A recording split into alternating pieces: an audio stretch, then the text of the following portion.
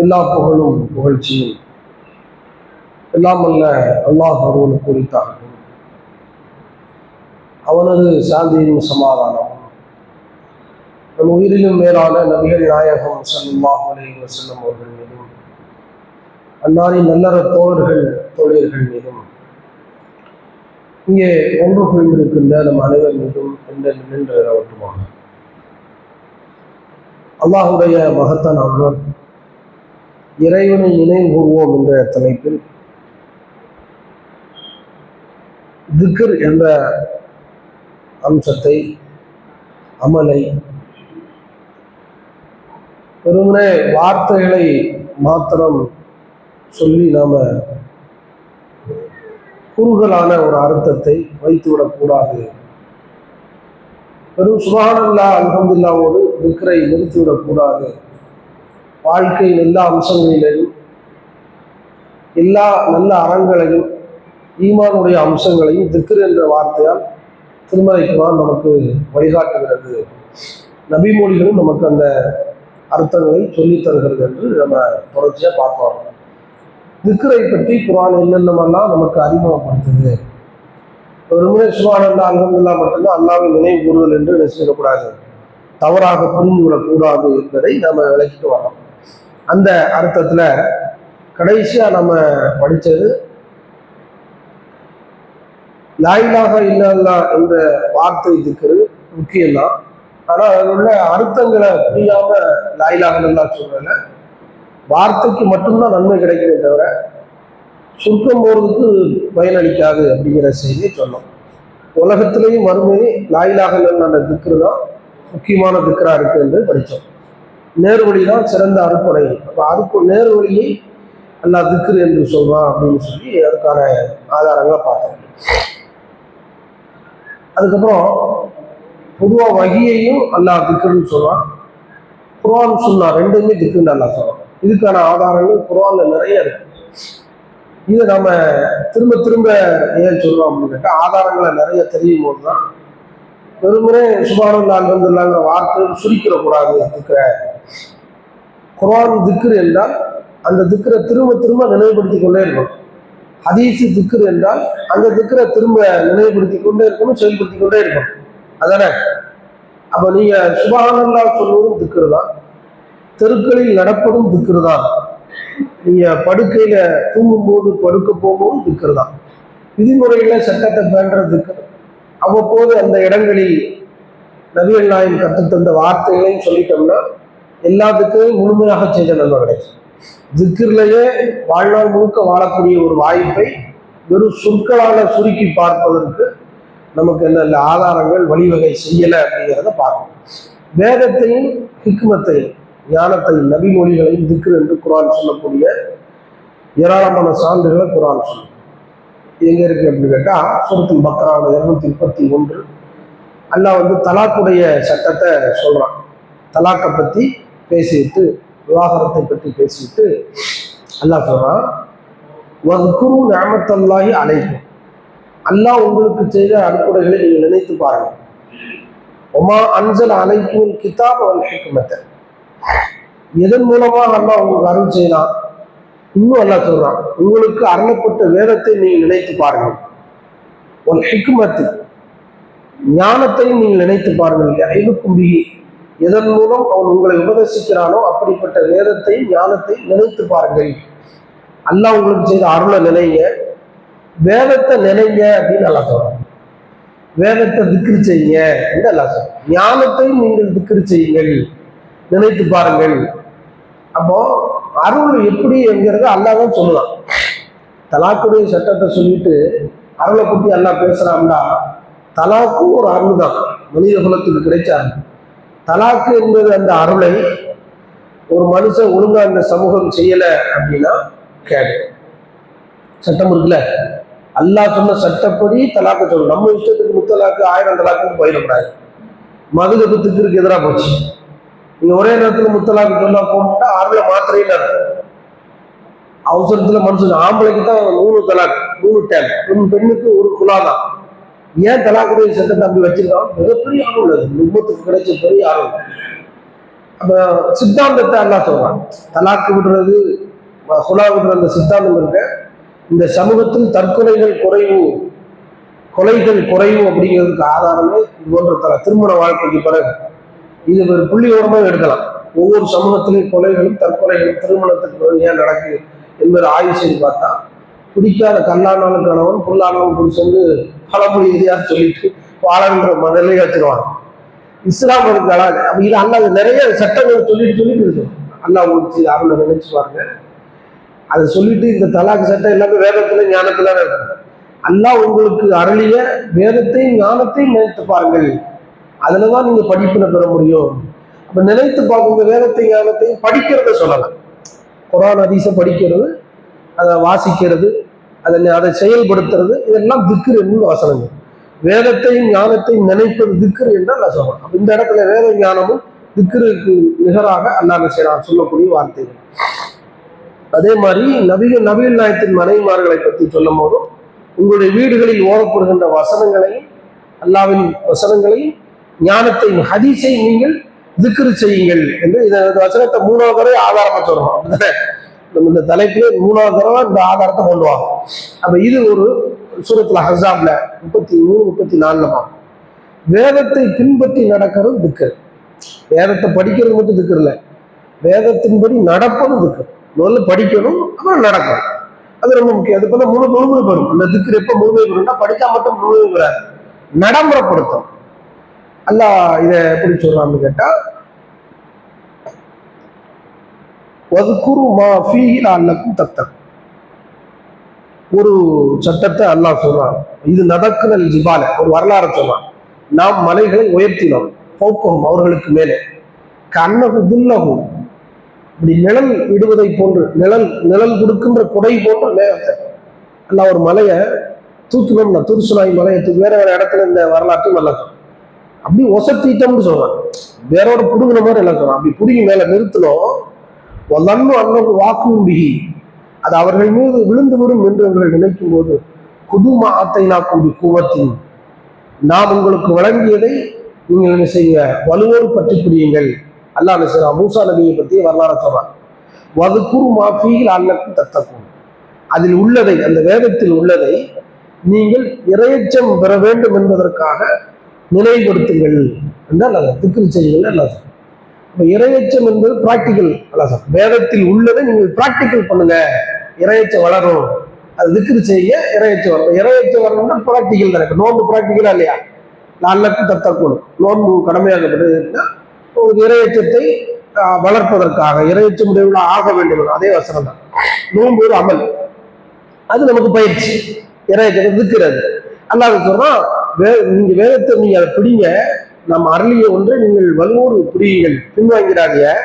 வதுகுரு மா ஃபீஹி, அதில் உள்ளதை நீங்கள் நினைவு கூறுங்கள், நீங்கள் இறையச்சமுடையவர்கள் ஆகலாம். இந்த இடத்துல அதில் உள்ளதை படித்து வாழ்க்கையை நடத்துங்க, இறையச்சமுடையவர்கள் ஆகலாம்.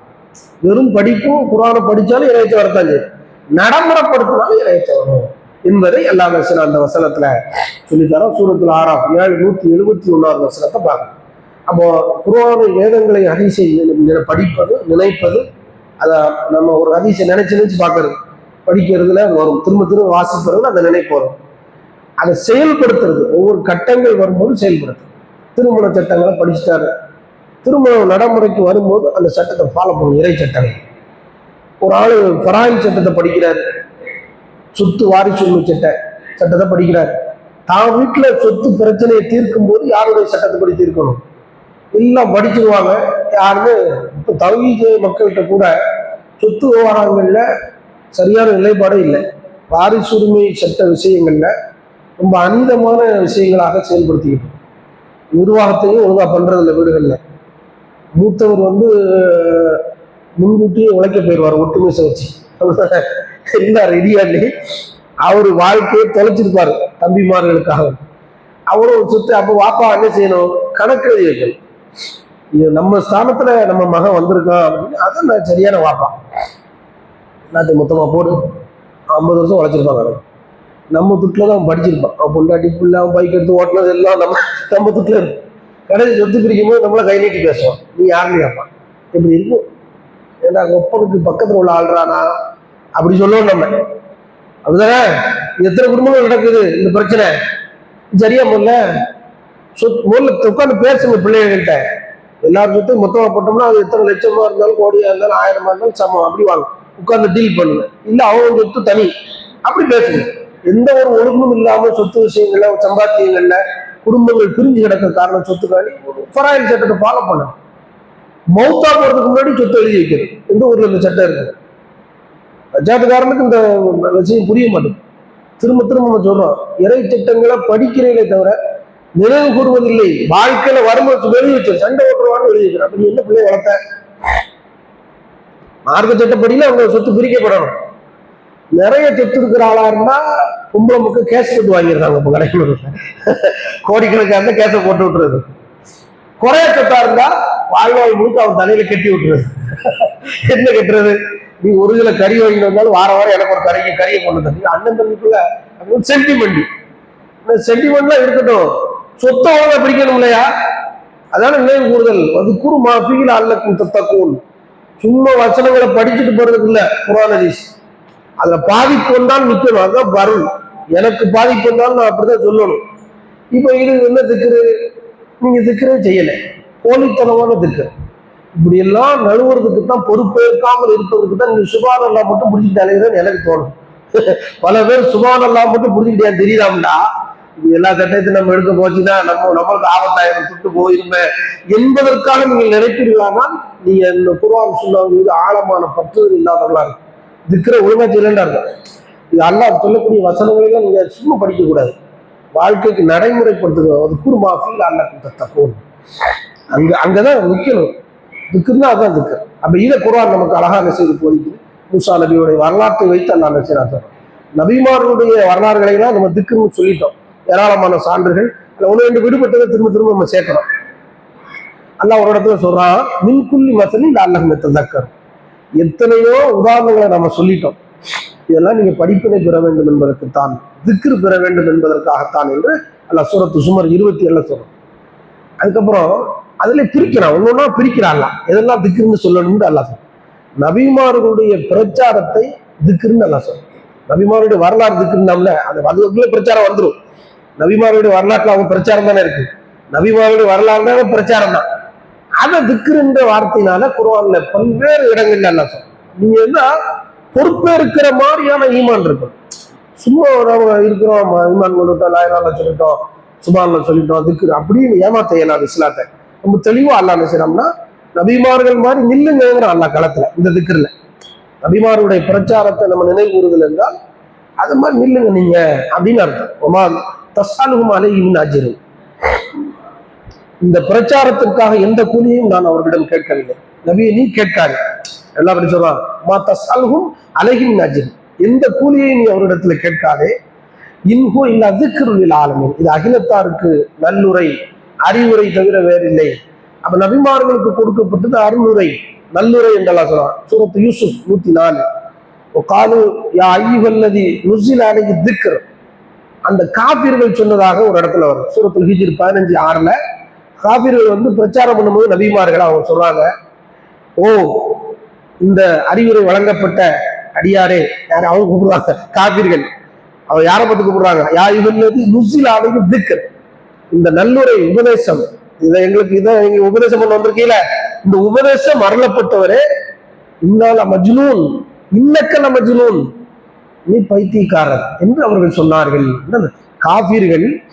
அப்போ காபீர்களுக்கு கூட தெரிஞ்சது குர்ஆன் எழுது திக்ர், நபிமொழிகள் திக்ர், நபிமார்கள் செய்த பிரச்சாரம் திக்ர். அவன் திக்ருங்கிறான். காபீர் இந்த வார்த்தை முஸ்லீம் சொன்ன வார்த்தை இல்ல, காபீர் சொல்றான். இந்த திக்ரை பத்தி யார் சொல்றாங்கன்னா, நபிமார்கள் செய்த பிரச்சாரத்தை திக்ர் என்று இந்த வசனத்துல யார் சொல்றாங்கன்னா காபீர் சொல்றதா அல்லாஹ் சொல்றான். அப்ப நாம அதை புரியணும், அவனுக்கு புரிஞ்சு நமக்கு புரியணும். அதே மாதிரி அல்லாஹ் சொல்றான் சூரத்து யூனுஸ் 71 சொல்றான், வத்துல் அலைஹிம் யா நபஅ நூஹின். நாம் அவர்களுக்கு நபியை நீர் ஓதும், அலைஹிம் நபஅ நூஹ், நூஹ்னுடைய செய்தியை படிப்பீராக, ஓதுவீராக, எடுத்துச் சொல்வீராக. இத்கால லி கௌமிஹி யா கௌமி. அவர் தனது சமூகத்துக்கு சொன்னார், யா கௌமி, என் சமுதாயமே, இன்கான கபர அலைக்கும் மக்காமி, நான் இருப்பேன்னா என்ன நபி, என்ன அவர் என்ன இருக்கார்? நூஹ் நபியா இருக்கார். நான் நபியாக இருப்பதும் ததுகீரி பி ஆயாத்தில்லாஹி, அல்லாஹ்வுடைய வசனங்களை நான் பிரச்சாரம் செய்வதும் உங்களுக்கு சிரமமா இருந்தால், பாரமாக இருந்தால், பெரிதாக தோன்றினால் அலல்லாஹி தவக்கல்து, நான் அல்லாஹ்வின் மீது நம்பிக்கை கொள்கிறேன் அப்படி சொல்லிட்டு அவர் சொன்னான்னா, நீங்க எல்லாத்தையும் உங்க காரியத்துல ஒண்ணு சேருங்க, உங்க கூட்டாளிகளை ஒண்ணு சேருங்க, உங்க தெய்வங்களை எல்லாம் ஒண்ணு சேருங்க, அதுக்கப்புறம் திடீரென்று என் மீது நீங்க என்ன செய்யுங்க, தாக்குதல் நடத்துங்க, நீங்க என்னத்தினாலும் செஞ்சுட்டு போங்க, பாத்துக்கிடுவோம் அப்படின்னு அவர் சொல்றாரு, சவால் விடுறாரு அந்த நபி. அப்ப அவங்க சொல்லப்போ அல்லாவுடைய நபி நூஹ் என்ன சொல்றாரு, அல்லாவுடைய வசனங்களை நான் பிரச்சாரம் செய்வதும் திக்ர் செய்வதும், தக்கீரினா என்னுடைய பிரச்சாரமும், நான் நபியாக இருப்பது உங்களுக்கு சிரமமாக இருந்தால், நெருக்கடியாக இருந்தால் நீ செய்ய நான் அல்லா மேல தவக்கல் வைக்கிறேன் அப்படின்னு டிக்ளேர் பண்ண சொல்லலாம் அல்லா. இப்ப இந்த இடத்துல நபி நூஹுடைய பிரச்சாரத்தை திக்ருன்னு அல்லா சொல்றோம். அப்ப நம்ம பிரச்சார பணிகள்ல ஈடுபடக்கூடிய ஒரு தாய் என்ன நினைக்கணும்னா, நமக்கு திக்ரு சொல்றதுக்கு நேரம் கிடைக்கலங்க கூடாது, நீ திக்ருல வேண்டாம் இருக்க அப்படின்னு நினைச்சுக்க. ஒவ்வொரு முஸ்லிமும் வந்து திக்ரு கடமைன்னு குரான் சொல்லும், ஹதீஸ் சொல்லும். வாய்ப்பு இருக்கிறவங்கலாம் இந்த மார்க்கத்தை சொல்லுங்க, பல்லி அன்னி உல வாயா, என்னிடத்திலிருந்து ஒரு செய்தி கிடைத்தால் நீங்கள் சொல்லுங்கள். ஈசா அலைஹிஸ்ஸலாம் வந்து நமக்கு மறுமை நாள்ல தஜ்ஜாலை கொல்றதுக்காண்டி வருவாங்க. நம்ம எல்லாம் சொல்லுவோம், நீங்க தொலைவைங்க, ஒரு நபி இல்லையா தொலைவைங்க. அப்ப அவர் சொல்லுவாரு, இந்த உம்மத்துக்குள்ள சிறப்பே, இந்த உம்மத்துல இருக்கிற ஒவ்வொரு மனிதர்களும் முஸ்லிம்கள் இமாமத்து செய்ய தகுதி உடையவர்கள். முந்தைய சமூகத்தில் ஒரு நபி இறந்தா இன்னொரு நபி வருவார். இந்த உம்மத்துக்கு நபி கடைசி நபி. நபி வேலை யார் தான் செய்யணும், நீங்க தான் செய்யணும். அந்த சிறப்பை நான் பறிக்க மாட்டேன், நீங்க தொலைவைங்க, நான் பின்னாடி நீங்க தொழுதுக்கிறோன்றார். ஒரு நபியை நமக்கு பின்னாடியும் தொலை போறாரு. அப்ப இந்த உம்மத்தை எந்த சிறப்புல வச்சிருக்கான், நபிமார்கள் செய்த, நபிகள் நாயகம் செய்த பிரச்சாரத்தை செய்வது திக்ர் ஒவ்வொரு முஸ்லிமும் கடமை. ஒரு செய்தியா இருந்தாலும் சொல்லுங்க, இந்த திக்ரை யார் ஒழுங்கா செஞ்சா. இந்த திக்ரு சொல்ற கூட்டம் கூட தீமையை தடுக்க மாட்டாங்க, நன்மையை மட்டும் தான் சொல்லுவாங்க. பத்திரிக்கா தொழுவுங்க, நோம்புங்க, தக்காத்துங்க. தருவா பத்தி பேசுவானா, தாயத்தை பத்தி பேசுவானா, தகரை பத்தி பேசுவானா, நம்ம மட்டும்தான் அடி கிடக்கும். யாரெல்லாம் சரியா போய் சொல்ல நினைக்கிறானோ அவங்க மட்டும் அடி வைத்து சமூக பரிஷ்காரம் செய்யப்பட்டிருக்கிறான். அப்ப நீங்க எப்போ நன்மையை தீமையை ஏவுறீங்களோ அதான் பிரச்சாரம். இது திக்ர், உயர்ந்த திக்ர், இதை விட பெரிய திக்ர் கிடையாது. இதை குர்ஆன் சொல்லும், நபிமார்களுடைய பிரச்சாரம் திக்ர்னா அப்ப நாம செய்ய வேண்டியது அந்த திக்ரை மறக்கவே கூடாது. இதுதான் சுப்ஹானல்லாஹ் சொல்வதற்கு அடிப்படை இதுதான், அதுதானே. அந்த திக்ருக்குள்ளதான் சுப்ஹானல்லாஹ்னு சொல்லி கொடுக்க வேண்டியிருக்கு. சுப்ஹானல்லாஹ் சொல்லுங்க, அல்லாஹ் கூலி தருவான், அல்ஹம்துலில்லாஹ் சொல்லுங்க, அல்லாஹ் கூலி தருவான். அப்படி எந்த திக்ருல பிரச்சாரத்துலதானே அது வருது. அப்ப இப்படி நபிமார்களுடைய பிரச்சாரத்தை திக்ருன்னு சொல்லுது. அப்ப நாம எல்லாருமே நழுவுறோம். என்ன நழுவுறோம், நம்ம இதையெல்லாம் திக்ருன்னு சொல்லிட்டா, நம்மளை பிரச்சாரம் பண்ண சொல்லிட்டா என்ன, நம்ம எல்லாரும் பிரச்சாரம் எப்படி பண்றது, எல்லாரும் பிரச்சாரம் மேடை ஏறி பேசுறதுன்னு அர்த்தம் கிடையாது. அது கொஞ்சம் பெரும் தாண்டா. ஒவ்வொரு சமூகத்திலும் ஒரு கூட்டத்தார் சென்று இஸ்லாத்தை கற்று திரும்ப போய் எச்சரிக்கைன்னு குர்ஆன் வசனம் வந்துச்சு. எல்லாருக்கும் என்ன கடமை, எது உங்களுக்கு தெரியுமா, உங்க சிந்தனையில் ஏற்படும். லா இலாஹ இல்லல்லாஹ் தெரியாத உங்களுக்கு, முஹம்மது ரசூலுல்லாஹ் தெரியாம இருக்கு, அப்ப எப்படி முஸ்லீமா இருக்க முடியும்? லா இலாஹ இல்லல்லாஹ் முஹம்மது ரசூலுல்லாஹ் தெரியாட்டா முஸ்லீமா முதல்ல தெரிஞ்சிருக்க, தெரிஞ்சிருச்சா இன்னொரு ஆட்டு சொல்லிருக்கோம் இன்ஷா அல்லாஹ். அதான் சிறந்த திக்ரு, அதான் பிரச்சாரம், சிறந்த பிரச்சாரம். அப்போ நீங்க நழுவ பாக்குறீங்க. எல்லாரும் என்ன பாக்குறீங்கன்னா, ஒரு 5 நிமிஷம் 10 நிமிஷம் வந்து பள்ளியாத்துல உட்காந்துட்டு சுப்ஹானல்லாஹ் சொல்லிட்டு அதோட அல்லாஹ் மறந்துட்டு அஸ்ஸலாமு அலைக்கும் போயிடலாம்னு பாக்குறீங்க. அது நடக்காது. இந்த திக்ரை நீங்க பாடம் எடுக்க தலைப்பு அதுதான் எடுத்தோம். பிரச்சாரம் பண்ணுவது கடமை. உங்க குடும்பத்துல சொல்லுங்க, உங்க அம்மாட்ட சொல்லுங்க, உங்க அப்பாட்ட சொல்லுங்க, உங்க பிள்ளைகிட்ட சொல்லுங்க, உங்க தாத்தா பாட்டிகிட்ட சொல்லுங்க, உங்க நண்பர்கள்ட்ட சொல்லுங்க, வட்டார வாசிகள்கிட்ட சொல்லுங்க, தெருமக்கள்கிட்ட சொல்லுங்க, உங்க பகுதியில் உள்ள ஊர் மக்கள்கிட்ட சொல்லுங்க, உங்களுக்கு யாரெல்லாம் பிரமுக நண்பர்கள் இருக்காங்களோ அவங்கள்ட்ட சொல்லுங்க, உங்க தொழிலாளர்கள்ட்ட சொல்லுங்க, முதலாளிகிட்ட சொல்லுங்க, எல்லாத்தையும் சொல்லுங்க. இதான் திக்ர். இந்த திக்ரை எப்படியெல்லாம் செய்யலாம், அதுக்கு எவ்வளவு சட்டங்கள் இருக்கு பிரச்சாரம் பண்றதுக்கு. அப்ப இது திக்ர். இதை நீங்க நான் எனக்கு என்ன நீங்க போக முடியாது. ஒரு முஸ்லீமும் நான் சுப்ஹானல்லாஹ் சொல்லிட்டேன்ல அப்படின்னா, நான் வசனத்துல இருந்து எவ்வளவு சொல்லி இருக்கிறேன், நபிமார்களுடைய பிரச்சாரம்லாம் திக்ருன்னு இருக்கு, நீ என்ன திக்ரை ஏமாத்த பத்தியா நீ அப்படின்னு அல்லாஹ் நம்மள்ட்ட கேட்டாண்டா, பொறுப்பு அற்ற நிலைக்காக நம்ம என்ன செய்யக்கூடாது, கழுவுற மீன் நழுவுற மீன் ஆயிடக்கூடாது. இதெல்லாம் இஸ்லாம் நமக்கு சொல்லித்தருது. சூரத் யூனுஸ் 10:71. இது அதை அப்படியே சொல்லித்தரான் அல்லாஹ். மூசாவையும் ஹாரூனையும் போக சொல்லி திக்ருங்க. நபி மூசாவே, ஹாரூனே, நீங்கள் இருவரும் என்னுடைய வசனங்களை எடுத்து செல்லுங்கள். வலா தனியா ஃபி திக்ரி, இந்த இடத்துல வந்து சுப்ஹானல்லாஹ்வே அர்த்தம் முடியாது. என்னை நினைவு கூறுவதில், என்னுடைய பிரச்சாரத்தில் நீங்கள் சோர்வடையாதீர்கள். என்னுடைய திக்கரை நீங்க சொல்றதுல சோர்வடையாதீர்கள். நம்ம ஃபிரௌன் பட்டாக்கத்தி வச்சிருக்கான், பெரும் கொலைகார கூட்டத்தை வச்சிருக்கான்னு சொல்லி பயப்படாத. நெத்தில் அடிச்ச மாதிரி சொல்லு. கூணு கவுனல் லையினா, அழகான மென்மையான சொல்லை சொல்லு.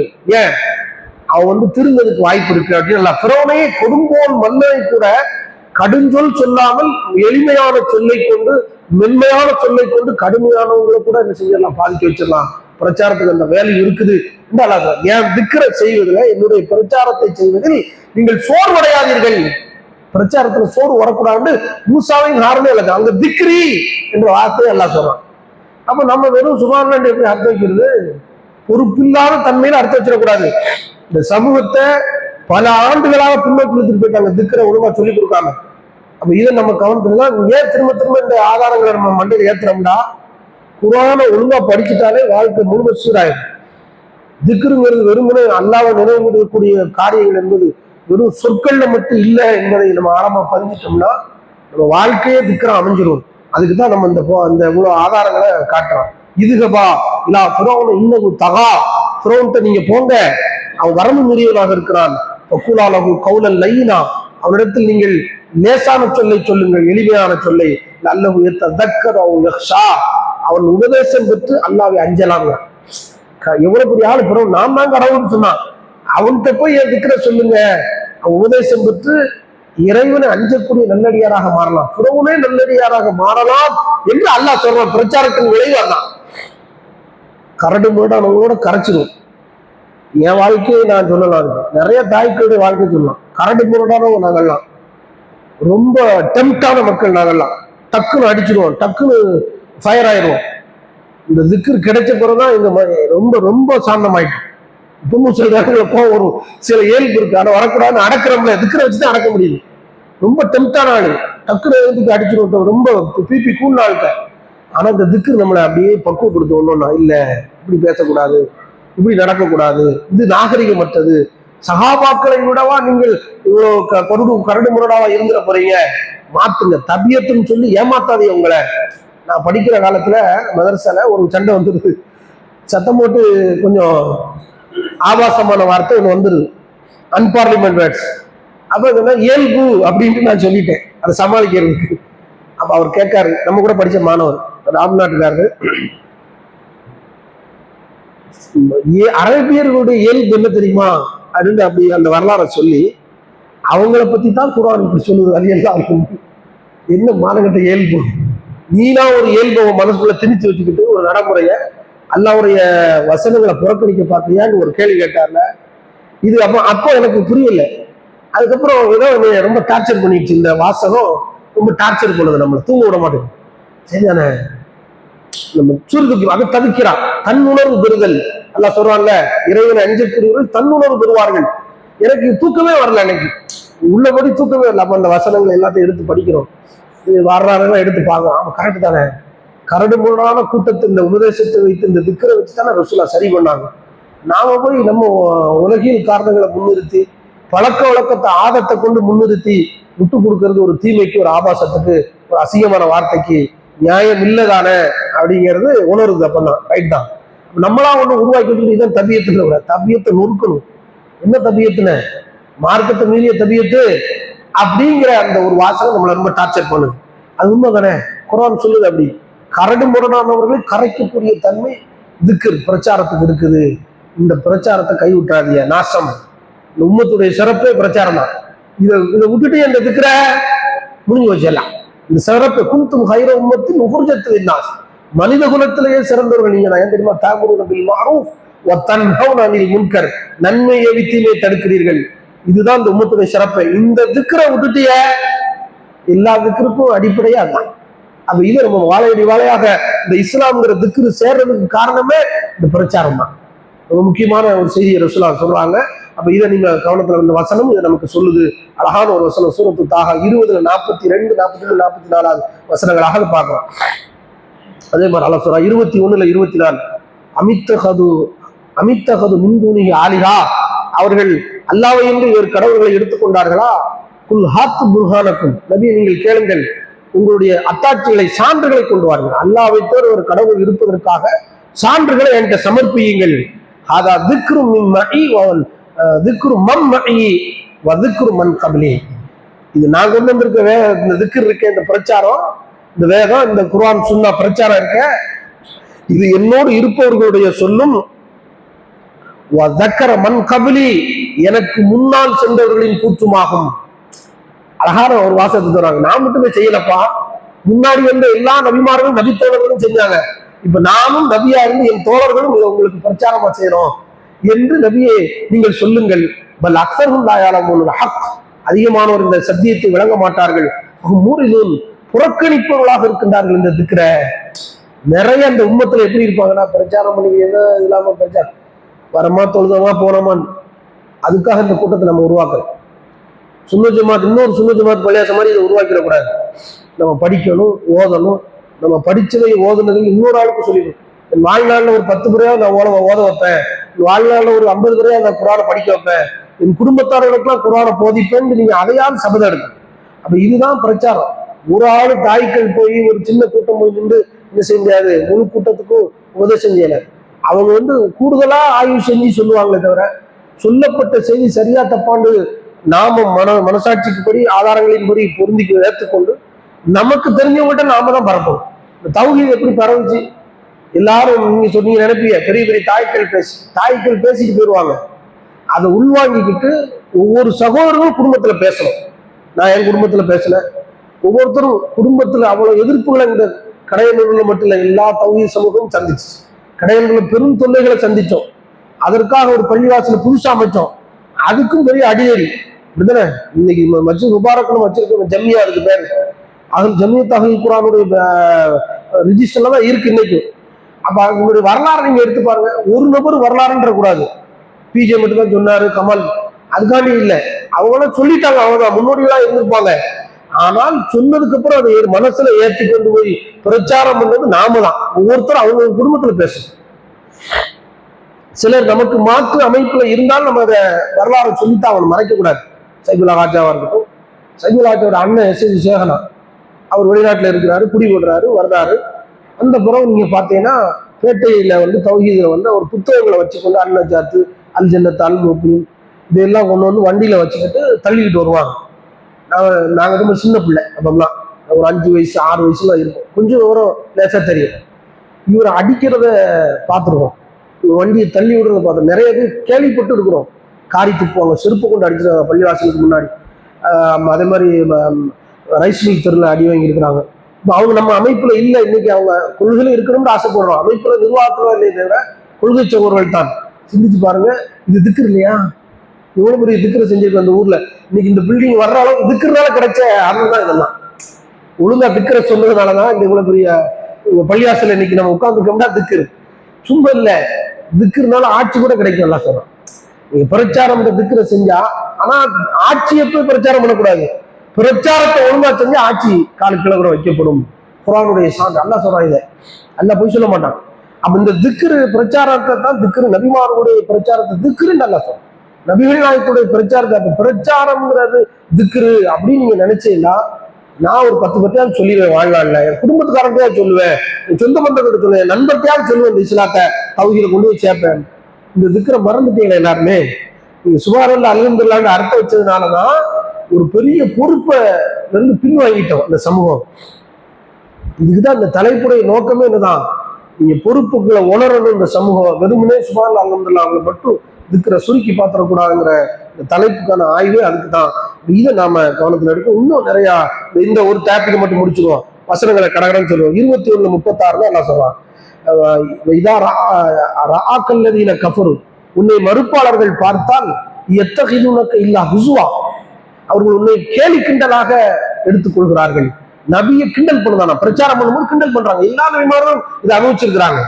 ஆஹாதல்லதி எதுக்குறு ஆலிகத்தவும், உங்களுடைய கடவுள்களை பற்றி இப்படி இப்படி பேசியவர் இவர் தானோ, அங்கேயே திக்ருங்கிற வார்த்தை எல்லாம் சொல்றாங்க. உங்க கடவுளை பத்தி விமர்சனம் பண்ணாரு, விமர்சனம் பண்ணால் பிரச்சாரம், பிரச்சாரம் செய்கிற இவர் தானே. ரஹ்மான் காஃபிரும், இறைவனை பற்றி அவர்களுக்கு சொல்லப்பட்டால் மறுத்து விடுகிறார்கள் அவர்கள் இறை மறுப்பாளர்கள். அப்ப அல்லாஹ் சொல்ற கேலி கிண்டலா எடுக்கிறாங்க. உங்க கடவுளை பத்தி இவர் தான் விமர்சனம் பண்ணாரு என்று சொல்லி உண்மை கேலியாக எடுக்கின்றார்கள். இறைத்தவர் கேலியா பாக்குறாங்க. அப்ப நம்ம பிரச்சாரம் பண்ணி செய்யும் போது நம்மளை இலக்காரமா பார்ப்போம் குடும்பத்துக்காரன். தௌஹீத் கொள்கைக்கு எதிராக நம்மளுக்கு புரட்சி படம் வருது நக்கல் பண்ணுவோம்.